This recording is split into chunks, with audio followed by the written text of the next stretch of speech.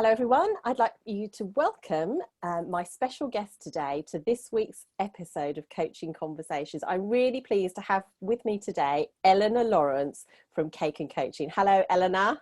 Hi Amantha, thank you so much for having me. This is so exciting. I know, this is really exciting because we've had a little task, haven't we, for each other this week, because the whole Cake and Coaching thing is going to really inspire people, I think. And it inspired us, didn't it? Because we gave each other a challenge. What was the challenge we said we'd do for today? We needed to bring cake, and we couldn't do this unless we had each made cake of some sort. I'm going to let you go. I'm going to let you go first and completely steal the show. Let me show you without tipping them over. Oh my goodness, they are beautiful. Tell us a bit about your cakes. What are they? So these are sunshine lemon cupcakes with zesty lemon icing and a little love heart on the top.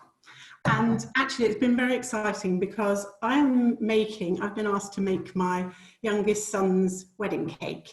And the wedding was supposed to be in August, but they've postponed it obviously because of lockdown and everything to next year. So I have been searching and making hundreds of cupcakes over the last several months. And this cupcake is going to be the recipe for the lemon cupcakes at the wedding because it is so nice. I tried one yesterday. Did you? Oh yeah, always good. Chef's perks, always good to try one. So are you a fan of the Great British Bake Off? Up to a point. I have lots of friends who keep sending me the application form and telling me that I need to enter this program. But my problem is I sort of don't agree with, I do agree with the fact that you are only as good as your last bake. Yeah. But they never take into account anything that's gone before. And I think that annoys me. And I'm also love classic flavors and they're always looking for something that's slightly wacky. So I watch it and I am an avid fan of watching it. Would I want to be on it? No, probably not. No, I'm the same. I love baking, and when I'm not working, I'm in the kitchen, and I really love all things, cookery. So I am about to show my effort, which just I think beauty in terms of beauty, yours wins hands down. So I think you'd get Star Baker this week. I think what I might get is something else. But here's mine, viewers. I'm doing the Michael Mosley 800 fast. Okay, so maybe you could be kind to me, the viewers. But these, they do obviously look like volcanic rock, but they are beetroot brownies. So apparently my husband and daughter said they're delicious with a scoop of ice cream, which sort of just defeats the object. But there we go. So I think they look yummy, and I know my family would want to eat those. I might not tell them about the beetroot until they've eaten them. But we are very much, carrot cake is one of my huge loves. So I do like a vegetable in a cake. Yeah, and that's the whole thing, isn't it? I know we sort of said about being traditional, but, adding in those sugar alternatives, because you can actually have your cake and eat it and be healthy, can't you? Absolutely. As long as I only have one square. Yes, all things in moderation though, isn't it?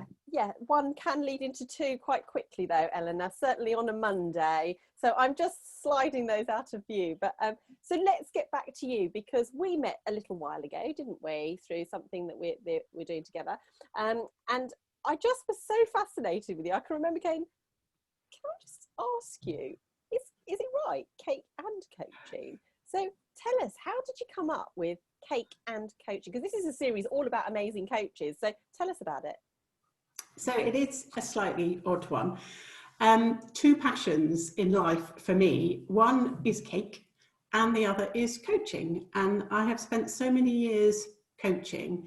And when I decided to set up my own business, it was okay, so what can I call myself? And the first thing that came to mind was Cake and Coaching, because you need a slice of cake if you're going to have a lovely coaching session, don't you? Why wouldn't you? And then I thought, well, that's a little bit silly, really, isn't it? So I thought up all sorts of other names that came with using my initials, and I sent them to two people whose opinion I respect quite highly. One is my youngest brother, who has done very well for himself in business, and his wife, who got me into the pharmaceutical business in the first place. And so I thought, I'll ask them. So I sent a WhatsApp saying, right, coming up with names for my business. These are the options. Which would you go with? Seconds. It was Seconds. And they came back and they went, don't be ridiculous. It's Cake and Coaching all the way. So I thought, should it be coaching and cake? But it just doesn't have the same ring, does it? So that's why it's cake and coaching. No, and there's something about word order, isn't there? You know, when you sort of play around with word order, and that really does, you know, trip off the tongue, and it really is like a conversation opener, doesn't it? My goodness, your clients must be super excited. Talk about raise expectation. Well, it's quite sad in a way, because if we were doing lots of face-to-face things, I could bring cake in and everybody would have cake. Obviously, in a virtual world, it's been a little bit harder, but I have obviously started sessions by asking people what cake they are today, and you'll have seen my LinkedIn post about cake and why it so matches your mood. So I think that was a great post, which I absolutely loved. And I think I was different things at different times of the day. I think I ended up being a Welsh cake, quite flat by the end, but, you know, maybe we had a little bit more potential at the earlier part of the day. But I think cake and food, definitely, I think that's such a big part of our lives, isn't it? And when I was seeing coaching clients here where I work, it was always coffee, and I got quite a reputation for providing nice coffee. So maybe I could be coffee and coaching. There wouldn't be a clash there, would there? That would work, wouldn't it? Come to cake. Come if you fancy cake, go to Eleanor. If you like coffee, come to me. they know, you see, that suits everybody, because not everybody wants cake. So when I did my post, as you saw, I did include savoury bakes, just so in case you weren't a cake person, you could choose something else. Choose perhaps. I mean, that's inconceivable for me not to be a cake person, but we'll move on because there's enough for everybody, definitely. So that's really interesting. And we obviously knew each other, but never came into contact because we were both in the pharmaceutical industry. Through our conversations, we've worked out that we were around at the same sort of time. So it's so interesting, isn't it? So we talk often during these conversations about values, and we just had a little chat offline before we started recording about actually when did you first become aware of your values? And I think you've got a really nice spin on this question, which is, I think my answer was, I don't know. They've just always been there. And I think it was do unto others as you'd have done unto yourself. It's, you know, treat everybody as you would like to be treated. And that means that you will always be operating, hopefully, if you're sensible, within a nice set of values. And it's things like honesty and trust and being professional. And I just think it's probably how we were brought up to a degree, and then how I've led on to bring up my children. Because I was telling you, my youngest son is actually doing the CIPD Learning and Development Level 5 diploma, and one of the questions he had to answer was around values. And I was looking at his, and it said things like integrity and accountability, and I was so proud because I thought, well, I think I've sort of brought him up well, unless he's gone off and done it on his own, but I'll take some of the claim for it.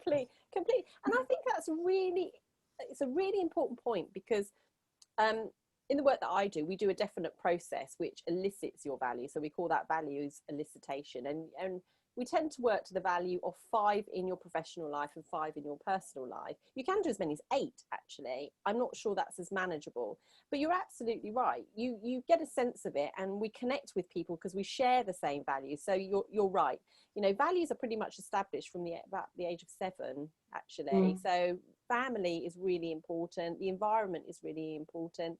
And so I think it can often be the reverse of that question. How do you know when your values aren't being satisfied? You know, if someone is dishonest towards you, if someone lacks integrity, you know, it's those sorts of things. So for the viewers watching, that could be quite a useful thing. If you're not sure what your values are, maybe think about when things feel uncomfortable for you, or people treat you in a certain way. That can be quite helpful too. So I think that's true. Is somebody behaving in a way that you don't like? And that usually is tied to the fact that they are not operating according to one of your values, is something that's really important to you. And so it's a really good way of looking at it, I think, because if you say to somebody, I think I said to my husband, so what do you think your values are? And we had a little chat about this earlier. He is a little bit, really, you're going to ask me that question? And I think he's one of those people who really doesn't know. And so for lots of you don't know, that is a great way of looking at it. If someone is behaving in a way that you don't like, it's probably because they are not hitting some of your values, and it's a great thing to think about. Yeah, absolutely. So coming back to your business, tell me the types of people that you work with. Who are the types of people that you're coaching, or which organisations are you facilitating?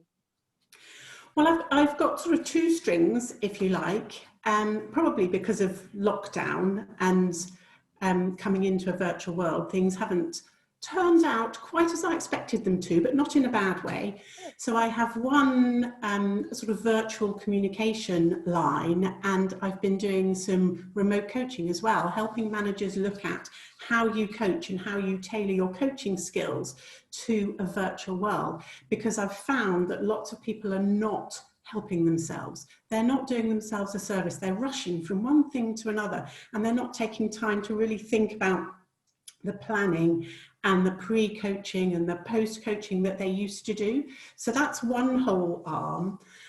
The other arm that I'm very passionate about is motivation, and using coaching with motivational maps to really help people. We've all gone into a situation that none of us really applied for. So lots of people could be doing jobs or doing jobs in a way that they hadn't envisaged. So motivation is something we all need, but not always something that we have. And motivational maps is a sort of online questionnaire, but it really helps people understand what motivates them. And then combined with coaching, you're able to look at how they can motivate themselves. Because at the end of the day, motivation comes from within. It's your own energy. It's what gets you out of bed in the morning. And I can help people look at that. I help them understand why they're perhaps not being as productive as they have been. I can help them see why there might be some conflict with people that going on, and it's not because they don't like each other, which often people say, oh, well, they don't like me. It's usually not that. It's usually that people are motivated by different things and they don't understand that. And on top of that, I can help sort of conflict within teams, and then I can help managers really understand their team and help see how they can coach their team in a better way, so that although they can't motivate the team, they can help the team be motivated, if that makes sense. Yeah, it's so powerful. It makes complete sense. And again, that's something that I think we share, that, you know, in any coaching arrangement, you know, motivation is so important, and it's for the individual to cultivate, isn't it? It's not like we as coaches can wave a magic wand. We can facilitate that, and you're absolutely right. The tools that you're using, mind maps, you know, it's about discovery in that way, to actually discover what your motivations are, to name them, and to have that awareness of them. So that's absolutely fantastic, and I'm really pleased to hear that, you know, you're able to, you know, you're using this time to your advantage, aren't you? And that's so important, and because it has been a long time for people. So when you think about all the time that you have been coaching and all those conversations that you've had, and you know, that two-way element, you must have heard a lot of great snippets along the way, or things that really have resonated with you, and you thought, you know what, that's going to go definitely in my coaching toolbox. What would you say the best either tool or bit of advice that you ever received, or something that you share with your clients would be? What would you say that would be? That is a really interesting question, and I don't know if it's exactly the answer to your question, but one of my earliest managers within this industry, I remember we were doing something and he said to me, you have to remember that you have very high standards. And I looked at him and I said, well, yes, but is that a bad thing? And he said, no, it's not a bad thing. But what you have to remember is that not everybody else will have standards that are the same height as yours. And that did resonate with me. And certainly when I became a manager, I didn't lower my standards, but I did accept that just because I have standards that might be up here, I have to help other people get towards that. So I always remembered that in the back of my mind, just because I think things should be done in that way. And this is particularly important as a manager. It's not always about the manager, is it? It's about the team and how you can help them. And over the years, I've seen managers who coach and manage their team as they want to be coached and managed.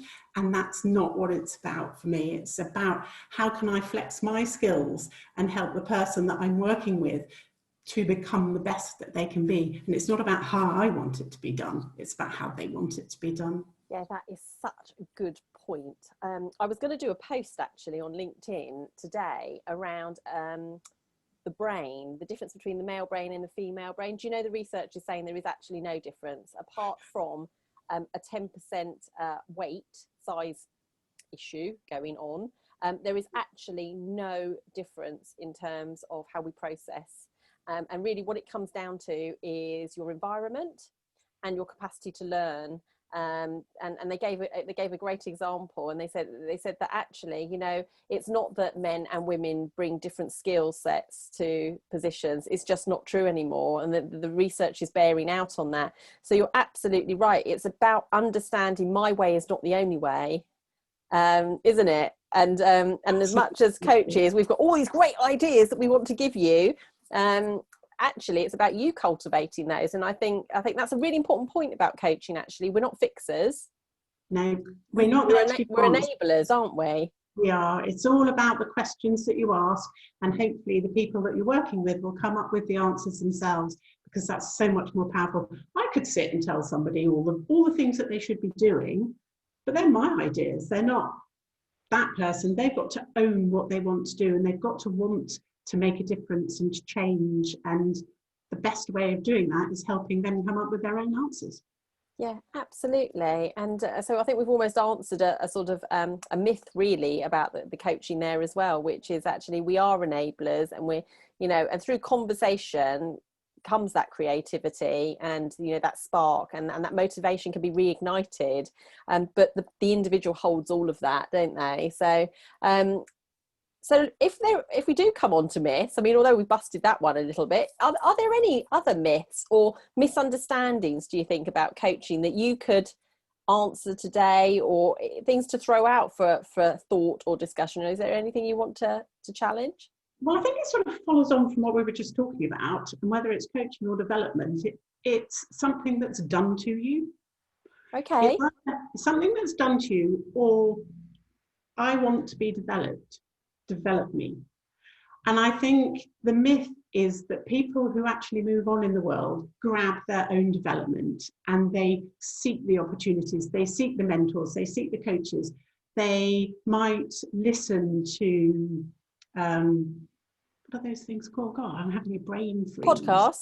Podcasts, mind gyms. They'll look on LinkedIn. They develop because they seek the knowledge and do everything they possibly can to move themselves forward. Whereas certainly over the last couple of years, I've come across a few people who say, yeah, but I want to be developed. I'm not being developed. And you say, well, what are you doing? Well, that person's getting it all. And you think, well, are they?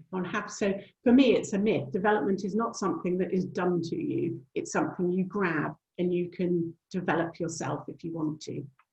Yeah, I think that's an excellent one. And we haven't had that in all the coaching conversations we've done so far. I think you're right. I think it's are people too expecting? Do they think it's part of the package? If it's been explicitly said that it is, I suppose that's a different matter. But still, it's looking for that assertiveness, isn't it, to step forward? And so I did this strength scope thing last week, which was about finding your strengths and what energizes you. I've had, honestly, the biggest wake up call since I did that. So what does energize you? So exactly. So you have there are 24 strengths. 7 will be your dominant, which will be your highly motivational, highly energizing strengths. So those are the things that you just, like you started by saying, gives you energy. It's your reason for getting out of bed. What I've suddenly realized is it's not that you can't do the other strengths. It's just that they're not as energizing for you. They're not as motivating. You know, someone gave me Excel spreadsheets to do, I really would die a little bit inside. I can do them. Don't get me wrong, I can do them. But what my epiphany at the weekend was that I've got a very boring dispute with the council going on, and I'm having to take it higher. And you know, it's been on the cards for about 3 or 4 weeks now. And I just realised one of my energy drainers is critical thinking and detail orientation. So you can imagine what that complaint is about, isn't it? It's those two things. And but you know what? I sat down with my husband, because this is part of it. You collaborate with people who have the strengths that maybe you don't have. And we nailed it. We did it. And honestly, Eleanor, I felt the physical release of that unwanted energy block. I really did. I just felt so free. And in all these years, I hadn't realized that. You know, and it's when and that negativity, or those feelings that pop up, I had never had cause to challenge it, other than to think, oh, maybe I'm just in a bad mood, or maybe I'm just tired.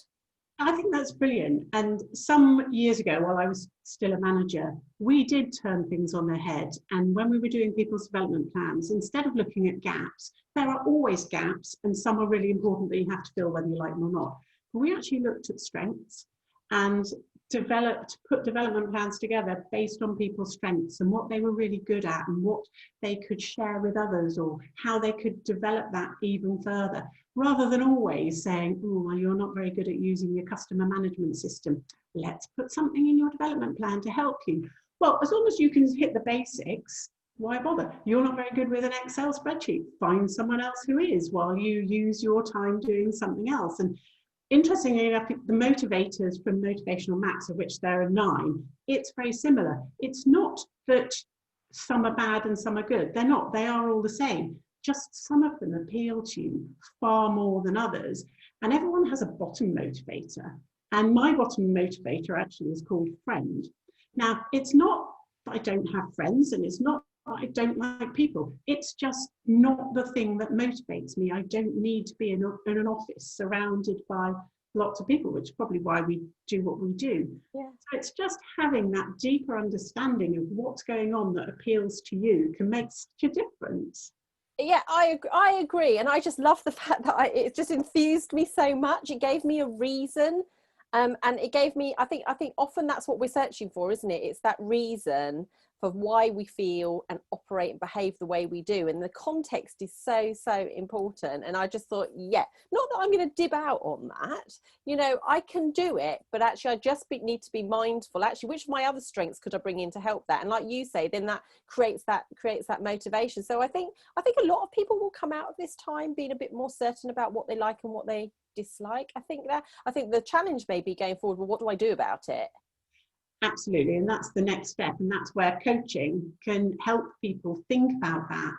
And it isn't always, I don't want people to think that just because you're not motivated right now by what you do, it means you've got to change everything. That's not necessarily what we're saying.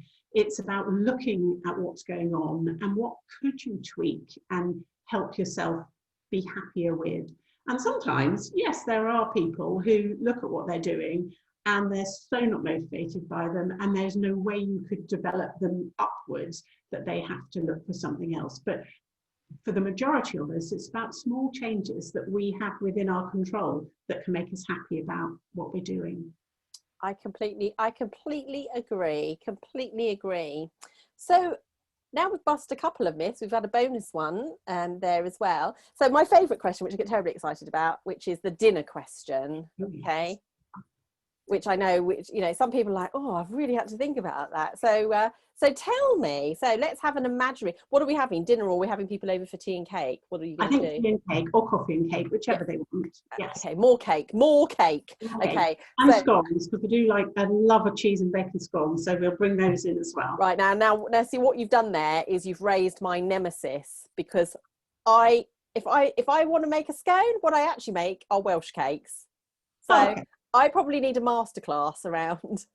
I have the most brilliant, easy recipe for buttermilk scones that rise every single time. You don't have to do any of this cutting out. You just sort of put all this stuff together, wad it in a circle, cut it into 8 and stick it in the oven. I'll send you the recipe. Right, we'll have to definitely do a part 2, won't we? We'll have yours and then we'll bring on my large Welsh cake. I'd love love a Welsh cake. They can be a bit sweet, but hey. I love a Welsh cake. The sweetness detracts from the fact that it hasn't risen, so that's okay. So tell me, who would be your 3 guests for cake and tea or coffee in the afternoon? Okay, so my first one, when I read your question, was complete immediately there, and that's Jane Austen. Wow. So Jane Austen is probably one of my favourite authors. I know she hasn't written tons of books, but her books, other than Emma, I have read and read and read again and watched all the things. Yes, but I just love it. So I think she would be quite fascinating, but I would need to have a talk to her about the book Emma, because I can't bear Emma. And I haven't actually managed to read the whole book. I've watched the film several times, but no, can't bear Emma. Okay, so what is it you like about the way that she writes? I think it's just every time you read it, you pick up different nuances. So there's characters, you learn a lot of history if you want to learn history of the period. Wow. She writes in such a way that it's a bit tongue-in-cheek, so she doesn't take people too seriously. Okay. But obviously all the men are handsome and the ladies are beautiful, and you still have all these vapid bits that you get from period drama. I just love it. So tell me, what did you get wrong for you in Emma?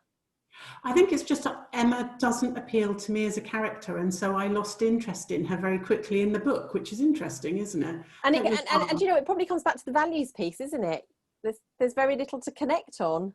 That's true, because she's not a terribly pleasant girl, really. She's been spoilt, and she says unpleasant things about everybody. She's a gossip. Yeah, you're absolutely right, and I've not really thought about it like that, so it could very well be that.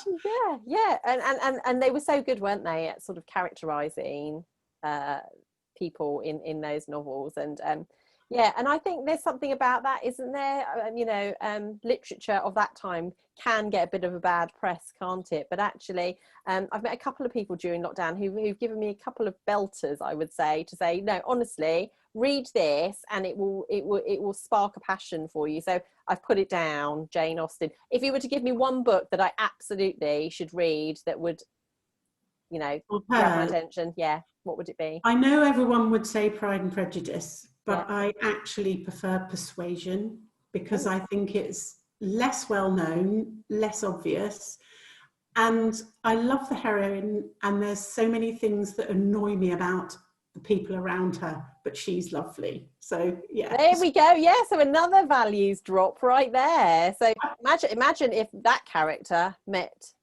Emma, then that character, you know, that could be interesting, couldn't it? I hate to think. There we go. So great. So we've got Jane Austen, and she might. What cake do you think she'd bring? This would be a little twist. I haven't said that to you. What do you think she would bring that typifies her character? I know, she could possibly be a scone sort of person, because you can get lots of different varieties, can't you? Yeah. Okay, so she could bring the scones. We won't get into that scone whole thing. We haven't got time for that right now. So we don't mind. Wherever you come from, call it whatever you like, as long as they're lovely. We don't. Yeah, exactly. We don't care. So second guest. Who's the second guest, and what cake are they bringing? My second guest is going to be Alexander Baryshnikov, the ballet dancer. Right. Who lots of people who are a bit younger than me may well not have heard of, because obviously he's quite old now. But I think his dancing is amazing, and if you want to see some just fantastic dancing, watch a film called White Nights with Gregory Hines, and there is a bit where they dance together, and Gregory Hines is much more of a jazz tap dancer, but there is a scene with the two of them, and you can just watch it over and over again because the dancing is phenomenal. Wow. He also, I think, appeared in, may well have been Sex in the City, but certainly once he started out in Russia and then defected and did ballet, but went into television. And I just think he'd be fascinating, because I always had a love of ballet when I was growing up. Okay. So just find out about someone's life and all the things they've been through. It'd be amazing. Yeah, and what an epic thing to achieve in your life, to leave your mother country and to start afresh somewhere else. The polarity in that is just huge, isn't it? But yeah, I love that idea, and there are so many stories, I guess, like that, aren't there, of that struggle, you know. And again, It's just somebody that's been through something that is just poles away from my life, and understanding what that looked like could be really interesting. yeah, definitely. Right. So if you were going to bring a cake of some Oh, description, what do you think we'd give him that would typify his sort of personality, or the love that you have for him? um, now some people won't like this, but I'm going to give him a carrot cake with a cream cheese frosting, because there's hidden depths in there. Yes. What's your what do you else do you put in your carrot cake then? I put raisins in my carrot cake, but I have to say I don't put nuts in my carrot cake because I'm No. not a great fan. So it's carrot, raisins, mostly just carrot and raisins, actually. Lovely. Also, I love carrot cake. It's just, oh, it's so delicious. So far we've got a scone and a carrot cake with frosting. I mean, I'm in, definitely. Make sure you invite me. Um, and then we're on to our last guest. Who's the last guest to your lovely afternoon tea? Okay, so my last guest, slightly eclectic, is Giles Corran. If you know who I Giles do know Corran Giles Cohen. I love it when he does the hotels with the yeah, with chefs Monica that go to. Galetti. Love that program. Yeah, so tell us about Giles. Well, I just think he is somebody who has had a most fantastic career. So I started from the food critic, food writer point of view, because obviously love food. But then he also did some programs called Back to Thee, where he went back in time with families. Yes, And those were great, great series, weren't they? they were. And then you've got all the things that he's done with Monica Galetti and going around amazing hotels and putting himself through the most bizarre things. But he always does it with sort of tongue-in-cheek, bit of a giggle, and I love his very slightly sarcastic, sort of acerbic comments that he has. And I just think he would make a very entertaining dinner guest. Oh, that is so true. That is so true. I always remember one where he had to go and do massage, and he just completely bungled it. It was a complete bungled episode. It was just, it was hilarious. And these high-paying guests, it was like, oh my goodness. And then another one where he was meant to be serving, and he put the cutlery in the wrong place and served from the wrong side. But like you say, he's just so affable, isn't he? And he just takes it all in his stride. But some of those places they go to are phenomenal, aren't they? They are just out of this world. I think the one that I liked best, that's probably the most achievable, is the hotel in Africa where the giraffes come and put their heads through the window. And I thought that one, you might be able to afford to go there. But some of the others, like hotel up in the trees where you don't really see anything and they have to clean the windows every single day, that's just madness. I know. These sorts of places you just think, oh, right, put that on the list if we won the lottery. That would definitely happen, wouldn't it? You know, yeah, beautiful. And I think programs like that, I have literally almost binge watched travel programs. I love Simon Reeve, actually. He does great travel programs as well. But you can travel anywhere from the comfort of your sofa these days, can't you? Because there's You so much can. available. And it doesn't cost you very much. And at the moment, you can actually go there and not catch anything, so you're fine. Exactly. So what type of cake would Giles be? I dread to think.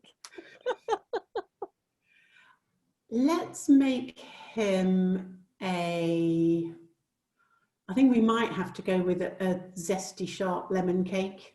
Okay, yeah, because he's got Because that you've got type the of sweet element, personality, you've got hasn't the he? sharp bit, yeah. Zesty sharp lemon cake. Yeah, brilliant. I love that. So yeah, wonderful. Three great guests. And just as a throw in and a throw in as well, what type of music do you like? Do you have a favourite type of music? I'm a musicals girl, really. I Oh, spend a lot of time listening to musicals. show tunes. Yes. Love Yeah. that. Yes. What would be your favourite one? Do you have a favourite? Well, at the moment, there is one because I do a lot of walking. So Okay. one of my tasks during lockdown was to increase the number of steps that I'm doing. So I'm up to 8,000 steps a day now. Wow. And I found that the soundtrack to Bugsy Malone is just the best ever music to walk to because it's got quite a fast pace and they're jolly tunes. Brilliant. Fantastic. That is fantastic. Yeah, I really miss that actually right now. We were meant to be going to see a number of shows this year and having to cancel them, it was just such a shame. I can't wait to get back to the theatre and support actually an industry that really does need our support, everybody. When we get back to what our new normal will look like, we need to support the entertainment industry, as other industries as well, but really hard times for those folks because they've just not been able to transfer them quite as well as they might have done before. So yeah, definitely, let's get tickets booked, let's get back to doing the stuff we love. So we're heading towards the end, but I've got a question now. I mean, we've put quite a lot of the world's to right, and we've got our cakes in waiting over here. So what do you think the world needs more of, and why, seeing as we're talking about the way the world is currently? Well, I have two things, and they're interconnected, I suppose. The first is kindness. I think if people can just be kind to other people, and manners. We need manners. And I say that from the point of view of, while I'm out walking, you have a whole tranche of people who get out of the way or move into single file or step off the pavement, or if you do that for them, they say thank you, and others who just don't care. And you go out of your way to move off and walk around them and let their head down, they don't make eye contact. And you think manners don't cost anything. A little thank you for people can make someone's day, and it is the simplest and easiest thing you can do.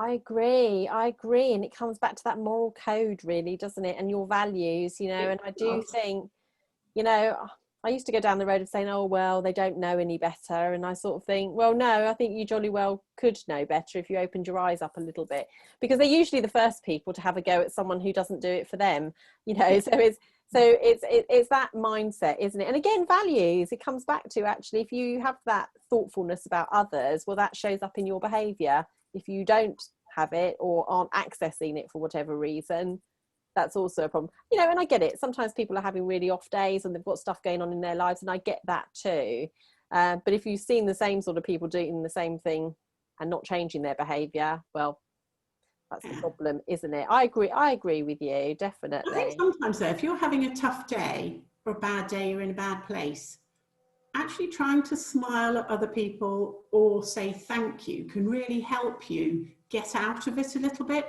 because you, for just, even if it's just for that fraction, you stop thinking about yourself and you're thinking about the pleasure that you might give somebody else by just saying thank you or smiling.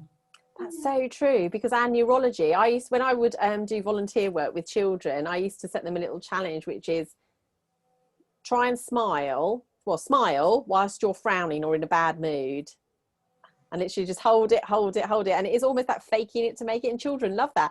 But actually it changes your neurology completely, because there's a mismatch. It's like, I'm smiling, why am I smiling? Oh right, the frown's gone, you know.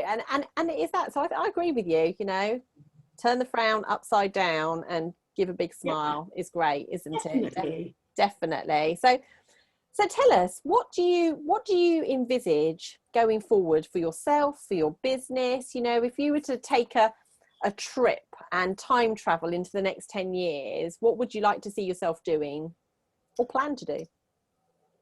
I suppose this whole journey started just before Christmas and going out on my own. And it is about now taking the time to do something I want to do.